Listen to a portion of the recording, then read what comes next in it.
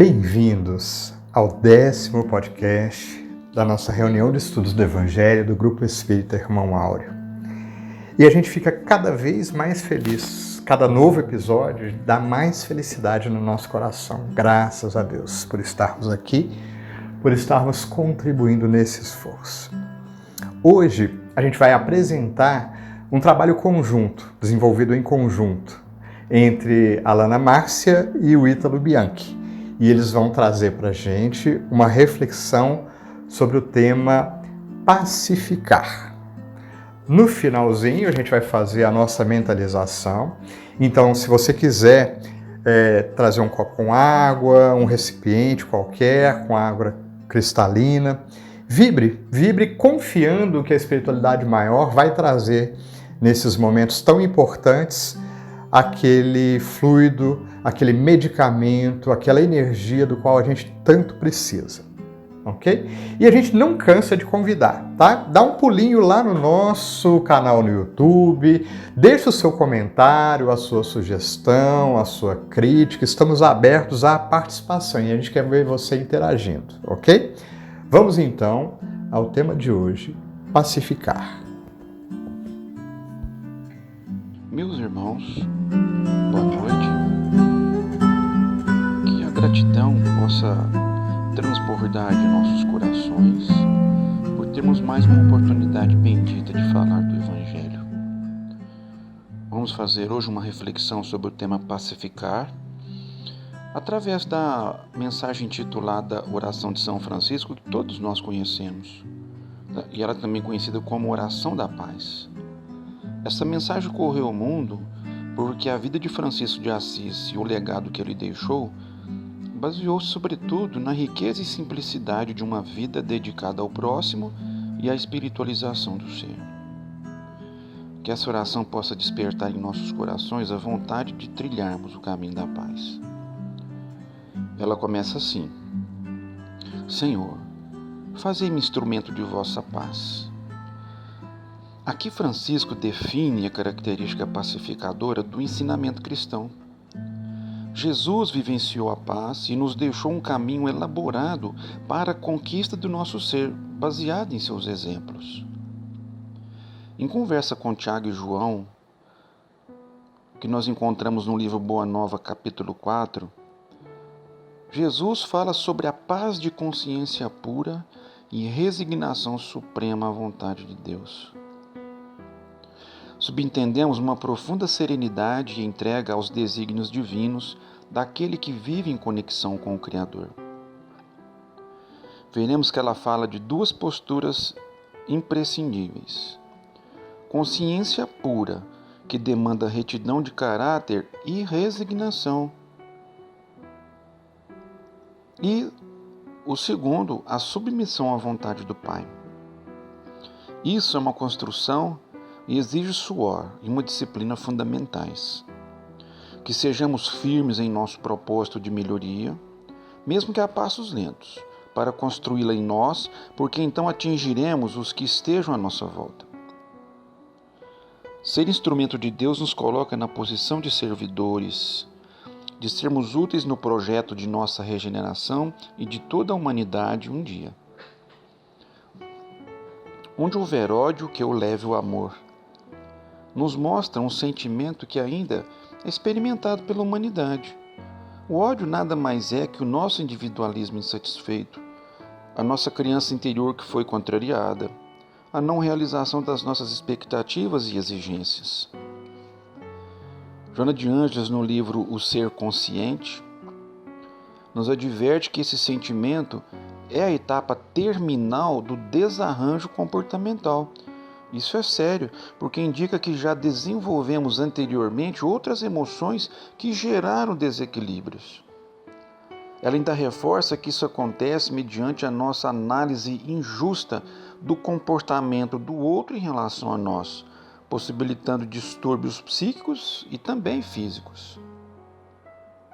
O recurso para superar ou controlar tais impulsos é o autoconhecimento, a conquista da autoconfiança, a terapia do amor, da bondade, exercícios fraternais e disciplina da vontade. Onde houver ofensa, que eu leve o perdão. O rancor é um sinal de inferioridade moral e o perdão é o esforço na conquista da virtude do amor, baseado na compreensão de que aquele que fere é sempre o mais necessitado. Chico Xavier, em uma de muitas de suas frases que nos desperta a reflexão, disse: "Fico triste quando alguém me ofende. Com certeza ficaria mais triste se fosse eu o ofensor. Magoar alguém é terrível." Irmãos, isso implica dizer que o ofensor se compromete perante a lei de causa e efeito, na reparação através dos mecanismos das leis divinas. Lembremos então da orientação de Jesus a Pedro: esqueça mal e trabalha pelo bem. E nessa mesma lição, Pedro faz aquela pergunta a Jesus: Senhor, quantas vezes pecará meu irmão contra mim que lhe hei de perdoar? Todos nós sabemos a resposta do Cristo, não é mesmo? E ele diz que é infinitamente, porque não é uma questão matemática ou de regras, mas de atitude.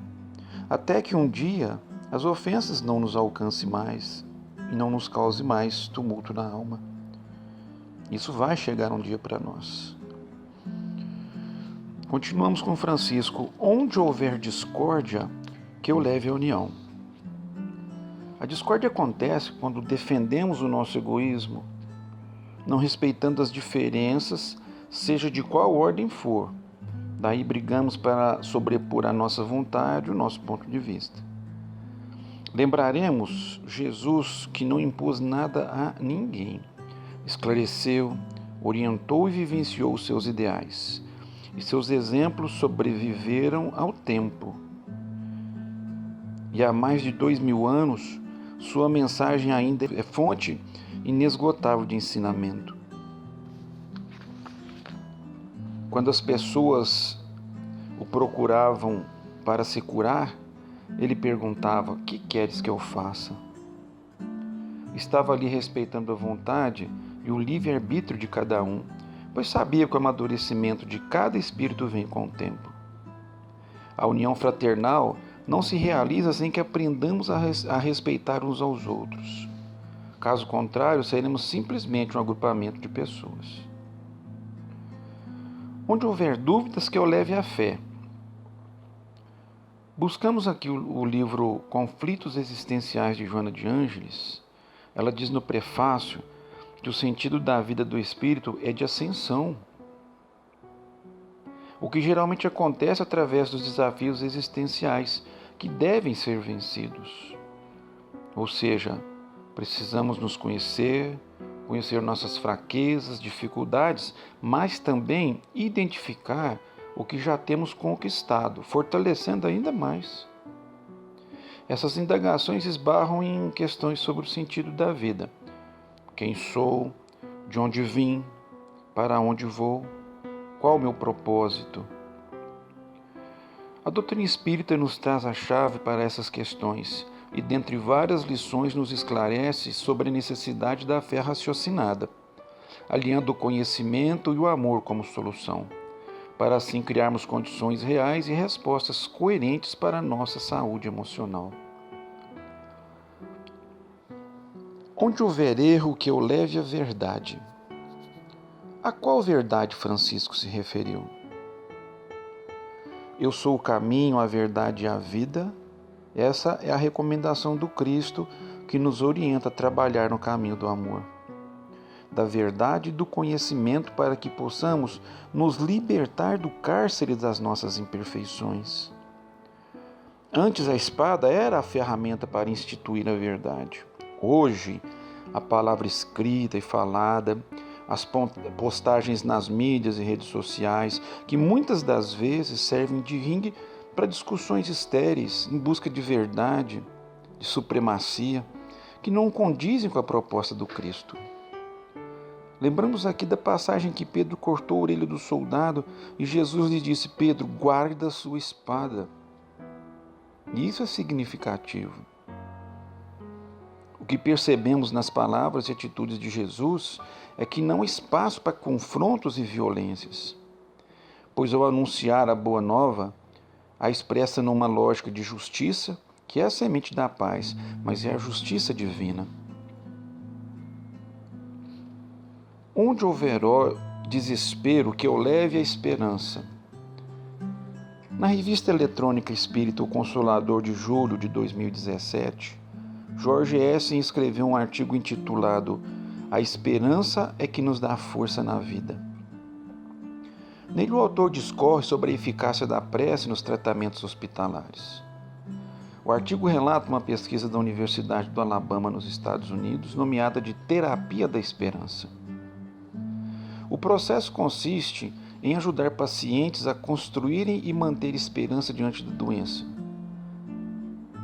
consoante a máxima de que é preciso fortalecer a vontade do espírito em busca da saúde pela fé.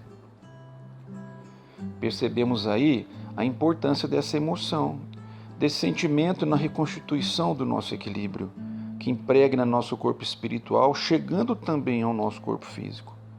Salvo questões kármicas e das leis de causa e efeito, podemos atenuar nossas dores. Isso é uma certeza. Onde houver tristeza, que eu leve alegria.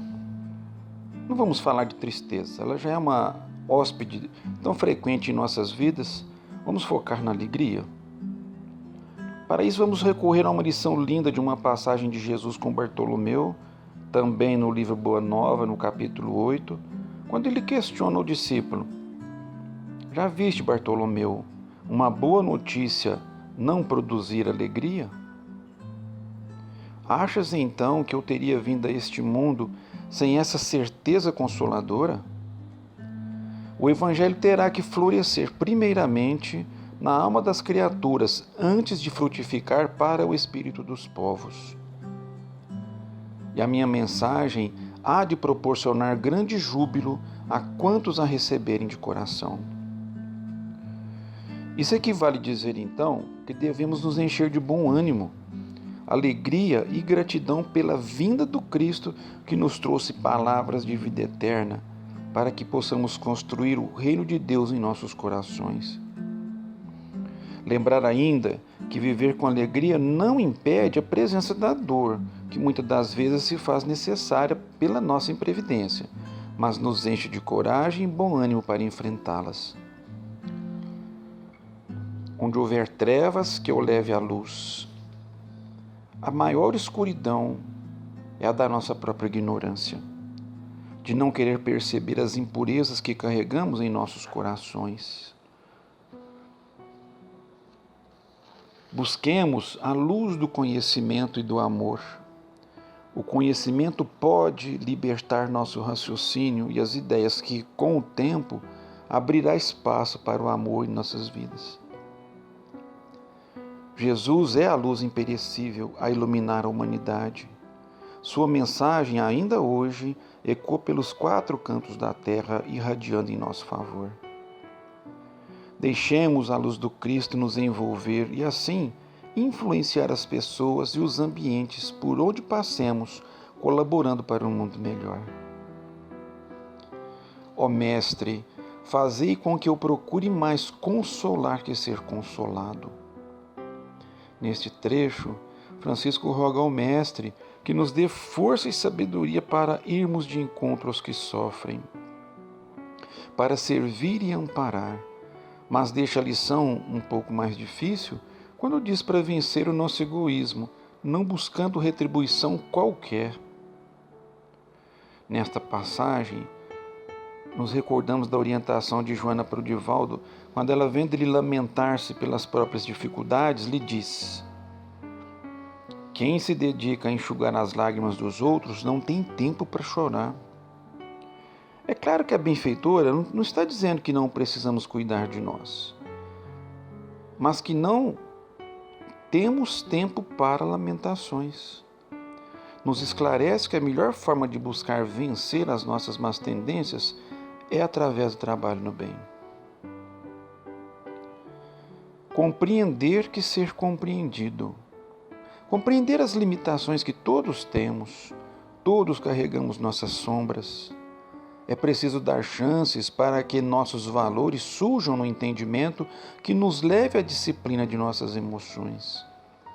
A doutrina espírita nos esclarece que cada indivíduo se encontra num determinado ponto evolutivo, sendo então coerente não esperarmos atitudes equilibradas de todos todo o tempo.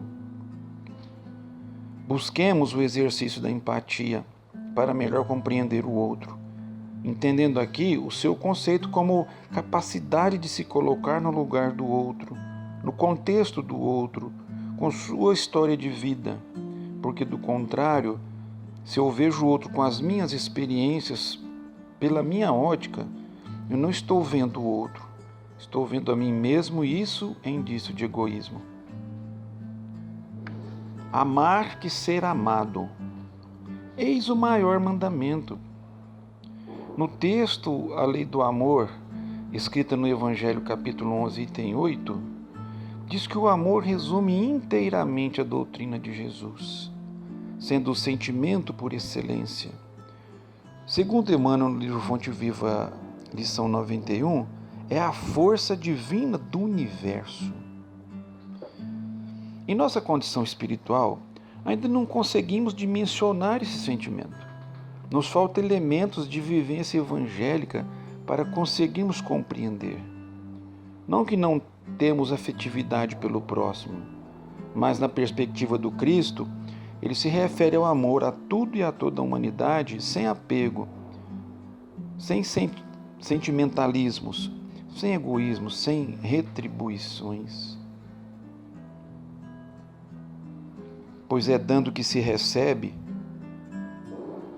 Fazemos referência no livro A Dieta do Rabino, escrita por Newton Bonder, um rabino brasileiro na qual ele discorre, fazendo uma metáfora entre dar e receber, utilizando uma lenda antiga, é a lenda do Mar Morto.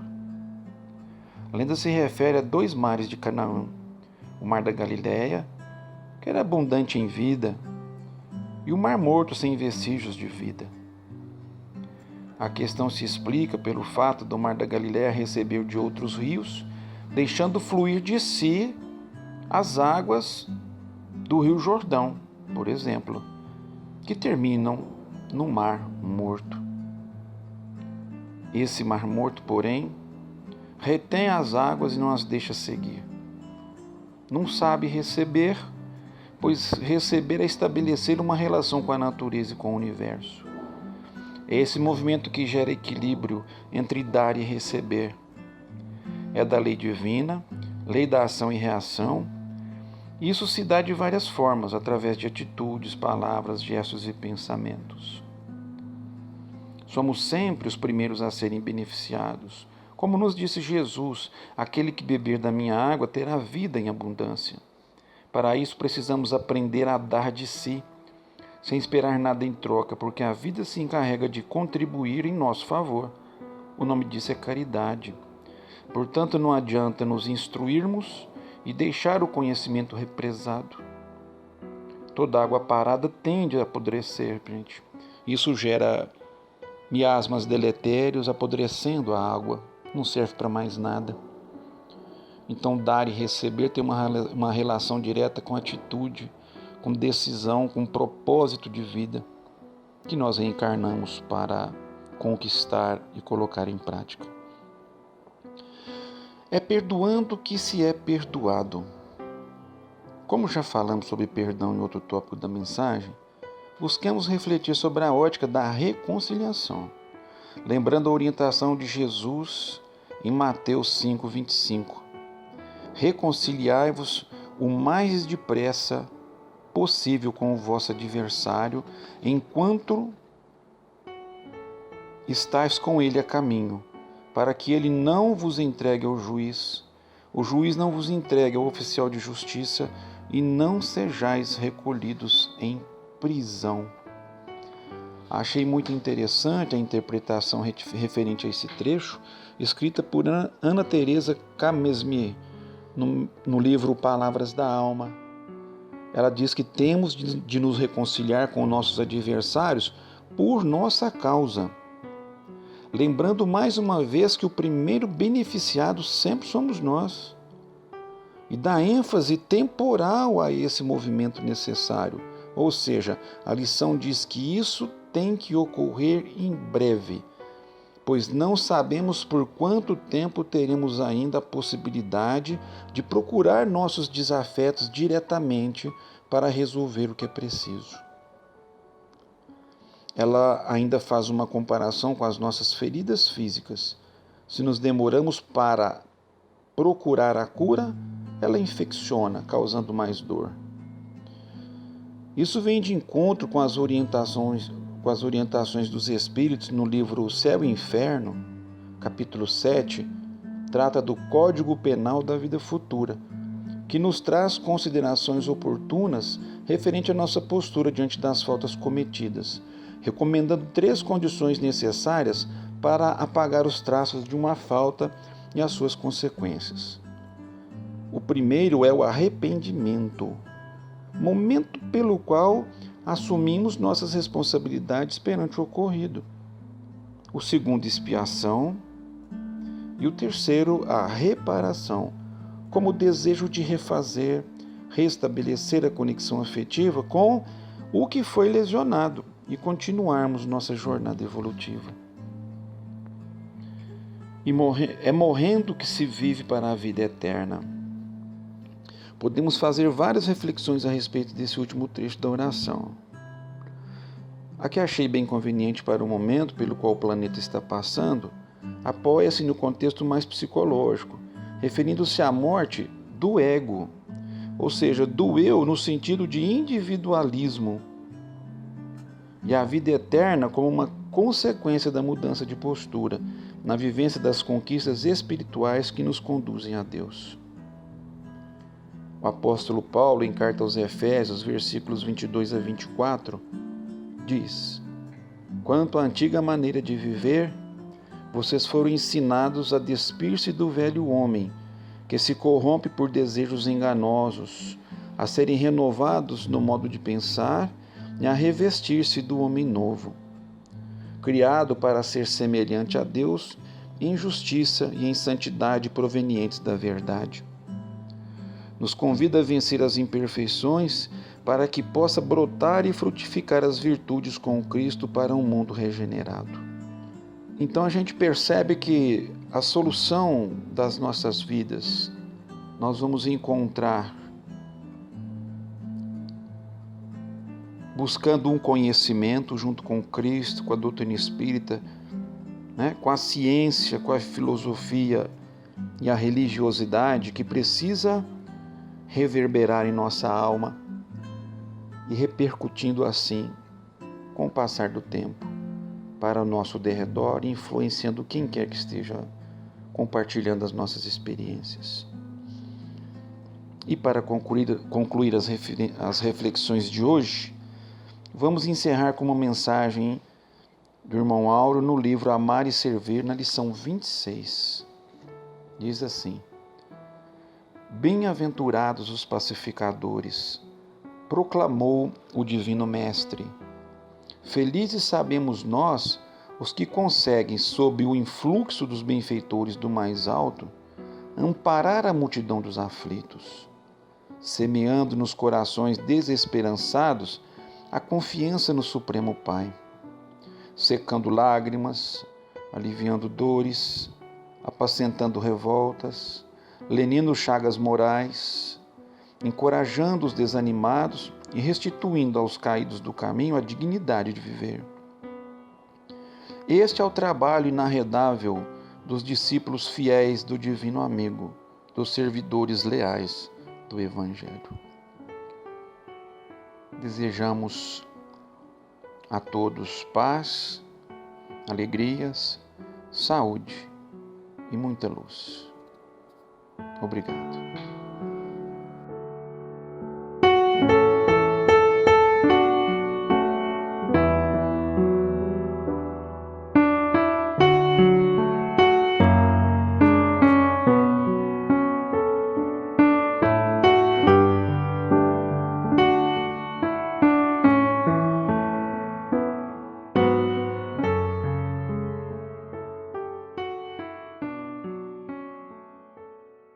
Senhor Jesus, diante dos tempos desafiadores que se apresentam, te buscamos, Mestre, assim como também elevamos o nosso pensamento e o nosso coração ao Pai Maior, rogando amparo e forças aos nossos corações. Te pedimos ajuda, Jesus, para que possamos olhar para o campo das nossas dificuldades, com um olhar sincero e honesto, reconhecendo em nós o que precisamos melhorar. Mas ajuda-nos, Mestre,